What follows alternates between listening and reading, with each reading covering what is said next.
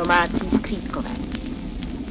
Za starých časů bylo nemálo dobrých i zlých domácích šotků. Dnes u nás zůstala jen trůda, která straší na půdách starých řemeslnických domů a světnic. Jsou některé domy, ve kterých si nikdo netroufá spát na půdě, ačkoliv se přece zde, na venkově, všeobecně ke spaní používá. Všude to tam praská, šelestí a jsou slyšet nejpodivnější zvuky. Uprostřed noci přichází mnohdy trůda a sedá si spáči na prsa. Lidem připadá, že se již musí udusit a téměř zemřou strachem. V jednom domě v Dolních Pasekách popisují trůdu jako bílou paní. Jeden zvláštní šotek se v dávných dobách skrýval v některých hostincích. Říkali mu pivní osel.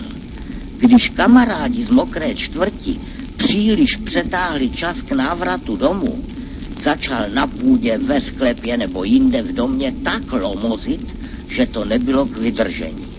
Přeházel všechno 5. přes 9. a byl by vše rozbil na kousíčky, kdyby si hostinský rámucu nevšímal a nepožádal hosty, aby jeho domácího skřítka včasným odchodem uklidnili. Obzvlášť strašil pivní osel ve velmi hojně navštěvovaném hostinci s názvem Mlynář Moa v Hranicích, později hotel Praha, a ve staré, dávno zapomenuté zájezdní hospodě v Újezdu, kterým vedla dříve cesta do Houfu.